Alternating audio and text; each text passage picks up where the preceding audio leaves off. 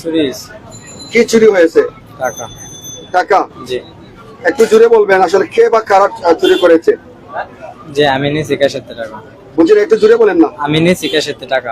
যে আইন শৃঙ্খলা রক্ষাকারী বাহিনী, পুলিশ প্রশাসন রয়েছেন এবং দোকানের ব্যবসায়ী যিনি রয়েছেন জাভেদ কাদির, তিনিও রয়েছেন। প্রিয় দর্শক, আমরা বিস্তারিত তথ্য আপনাদেরকে আমরা জানিয়ে দেওয়ার চেষ্টা করব। প্রিয় দর্শক, যারা আমাদের সাথে যুক্ত হচ্ছেন প্রত্যেককে ধন্যবাদ জানাচ্ছি। এবং যতটুকু আমরা এখানে জানতে পারছি যে দোকানের কর্মচারী একজন দোকানের অনেক মালামাল বিক্রয় করে গত 3 মাস ধরে এখানে টাকাটা সে কিন্তু হাতিয়ে নিচ্ছে, এমনটাই অভিযোগ মূলত দোকানের মহাজন যিনি জাভেদ কাদির তাদের। প্রিয় দর্শক, এ বিষয়ে আমরা বিস্তারিত তথ্য আপনাদেরকে আমরা জানিয়ে দেওয়ার চেষ্টা করব। আসলে যে দোকানে কাদির শু স্টোর, সেই শু স্টোরের যে দোকানের যে কর্মচারী যিনি, আসলে তার নাম আসলে আমরা জানার চেষ্টা করব। ভাই, তোমার নাম কি? ভাই, তোমার নাম কি? একটু জোরে বলবো ভাই। নূর মোহাম্মদ। নূর মোহাম্মদ। এই দোকানে কতদিন থেকে আপনি কাজ করেন? 3 মাস। এখানে কি হয়েছে আজকে? আপনি নিজে নিছেন? জি। কত টাকা নিছেন? 11,500। 11,500? জি। কতদিন থেকে আপনি এই দোকানে কাজ করেন?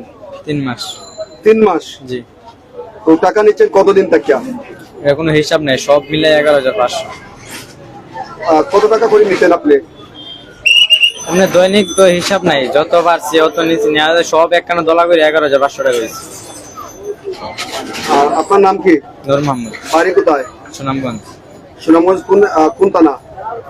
সুনামগঞ্জ থানা। কোন ইউনিয়ন? রঙ্গারচর। টাকাটা কি আপনি সত্যি নিচ্ছেন? জি। আর এই যে মানিব্যাগ, যেটা আসলে এই মানিব্যাগটা কার, বা এই মানিব্যাগে যে এত টাকা, এগুলা কার? জি, এটা আমার। হ্যাঁ, আমার। এই মানিব্যাগে কত টাকা আছে? 15,000।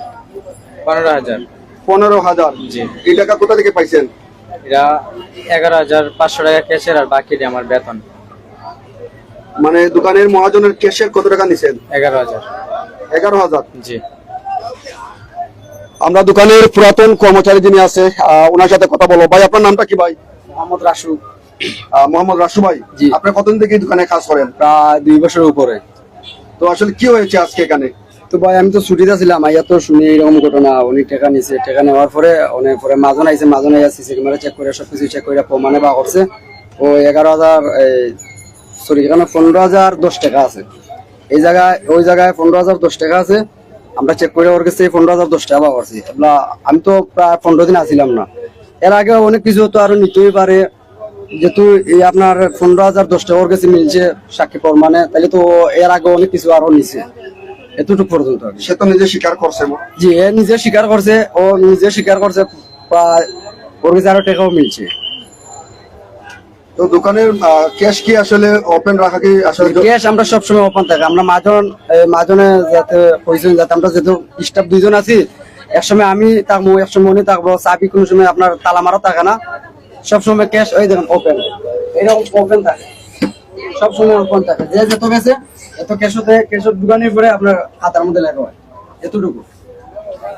প্রিয় দর্শক, শুনছিলেন যে কাদের সুষ্ঠুরে আসলে টাকা নিয়ে দোকানের একজন কর্মচারীর সাথে কি হয়েছিল। আসলে দোকানের পুরাতন কর্মচারী যিনি, তিনি বলছিলেন যে তার সাথে যে কর্মচারীর সাথে কিভাবে টাকা নিয়েছিল। আমরা কথা বলবো জাভেদ কাদির যিনি রয়েছেন, ওনার ভাইয়ের সাথে কথা বলবো।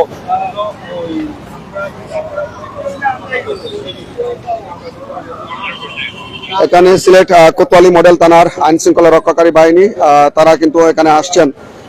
দেখা যাক আসলে সর্বশেষ কি সিদ্ধান্ত হয়। আসলে এই নূর মোহাম্মদ নামে যে কর্মচারী, সে নিজেও স্বীকার করেছে যে টাকা নিয়েছে। কত টাকা নিয়েছে সেটা কিন্তু বলছে সে 11,000 কিছু টাকা, এবং তার মানিব্যাগে পাওয়া গেছে 15,000 কত টাকা। আর বিস্তারিত আমরা জানিয়ে দেওয়ার চেষ্টা করবো দোকানের মহাজন যিনি রয়েছেন ওনার কাছ থেকে। প্রিয় দর্শক,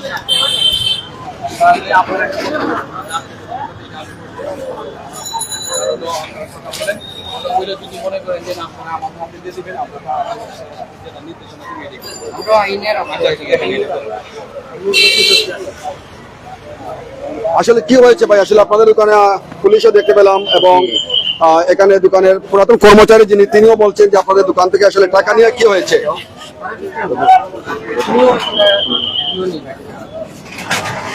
যাবে আসলে কি হয়েছে, আসলে আপনাদের দোকানে কি হয়েছিল আসলে যদি একটু বলতেন। জি না, আমাদের ওই একটা স্টাফ তো ও অনেক দিন থেকে রোজা থেকে মানে আমরা ঠিক মতো দোকানের সময় দিতে পারতেছি না। আমার মা অসুস্থ, এখনো আমার আম্মা সিলেটের একটা প্রাইভেট হাসপাতালে ভর্তি। ওই জন্য আমার ভাই আমি দোকানে সময় দিতে পারছি। এর সুযোগে আমরা দোকানের স্টাফ মানে প্রতিদিন আমাদের কয়েক লক্ষ টাকা মারিয়া নিছে। আজকে ধরা পড়ছে, টাকা সহ সবকিছু স্বীকার করছে। এই স্বীকার করার পরেও তারা এখন যেটা আইনি ব্যবস্থা আছে আমরা ওটা নিব। কতদিন থেকে আসলে এভাবে তাকে রাখছেন আপনারা? প্রায় 3 মাস রোজা থেকে। দোকানের কেস তো তালাবদ্ধ থাকবে, সেটা কি ওপেন থাকবে না, সব সময় ওপেন। কেস তো তালাবদ্ধ থাকলে এই যে বেচা কিনার টাকা পয়সা কই রাখে? ও ও ও তো ব্যস্ত, সেও টাকা রাখতো। সেটি 5 জোড়া বেচলে 1 জোড়ার হিসাব রাখতো, 4 জোড়ার টাকা পকেট হয়। এই রকম অবস্থা হয়েছে। দোকানে যদি 20 জোড়া বেচে 5 জোড়া রাখতো, 15 জোড়ার টাকা ঢুকাই। আমরা তো সন্দেহ আইছে, মানে আমরা দোকান খালি হয়ে গেছে, লক্ষ লক্ষ টাকা মানে মারিয়া নিছে। তো আমরা এখন পুলিশ খবর দিছি, আশপাশের যে ব্যবসায়ী তারারে জানাইছি, ব্যবসা কমিটিও জানছেন, সবগুলো জানছেন, তারে আইনি ব্যবস্থা দেওয়া। ধন্যবাদ। আমরা কথা বলবো দোকানের শতাধিক যিনি আছেন, আসলে জাভেদ কাদির ভাই আসলে রয়েছেন, ওনার অনেক পরিচয় রয়েছে। আমরা সেদিকে এই মুহূর্তে যাচ্ছি না। আসলে জাভেদ কাদির ভাই আসলে কি হয়েছে যদি একটু বলতেন জাভেদ কাদির ভাই। ধন্যবাদ ট্রাস্ট টিভির রুহুল আমিন ভাইকে আপনি আমাদের সাক্ষাৎকার নেওয়ার জন্য। ঘটনা হয়েছে, আমরা তো ধরেন আরো অনেক ব্যবসা বাণিজ্য আমাদের আছে, সব জায়গায় সময় দিতে পারি না, আর একটু ব্যস্ততার মধ্যে পড়ে গেছিলাম। আমার আম্মা অসুস্থ, বর্তমানেও আমার আম্মা একটা প্রাইভেট ক্লিনিকে আছেন। তো এই ধারাবাহিকতায় ও দোকান চালাইতো। আমার ম্যানেজারও আছে, ম্যানেজার একটু অসুস্থ ও ছিল কয়েকদিন। তখন ওই সুযোগে ও সকালে এসে দোকান খুলতো, রাত্রে বন্ধ করতো। আমি যতক্ষণ পারতাম হয়তো 10 মিনিটের জন্য আসতাম। তখন আমার সন্দেহ হয় যে আমাদের দোকান তো ব্যবসা করতেছি, কখনো খালি হয় নাই। তার দেখা যায় খালি, নিচ সাইড খালি, ওইদিকে সব দিক আমাদের দোকানে ভরা থাকতো, যে জুতার এই পিছন দিকও ভরা থাকতো। এই খালি দেখি আমার সন্দেহ লাগলো। তারপরে একটু আমি তদারকি করি। একদিন তদারকি করে দেখি, আমি আমার কেস থেকে সিসিটিভি ক্যামেরা ফুটেজ চেক করি। ওইগুলি দেখার পরে দেখি যে মানে ও ওইখান থেকে মানে টাকা সরাইয়া ফেলে সব সময়। তো একদিন দেখি যে আমি 1080 টাকা নাই। আমি ওকে জিজ্ঞাসা করলাম, ও বলে কি হয়েছে বলতে পারতেছি না। আচ্ছা ঠিক আছে, আমি দেখতেছি। তারপরে আমি আমার আম্মার মেডিসিন কেনার জন্য ফার্মেসিতে যাই। ফার্মেসিতে যাওয়ার পরে বলে, মামা ও না ঠিক আছে, ওইটা ভুলে হয়ে গেছিল, ওইটা কেসের নিচে আছে।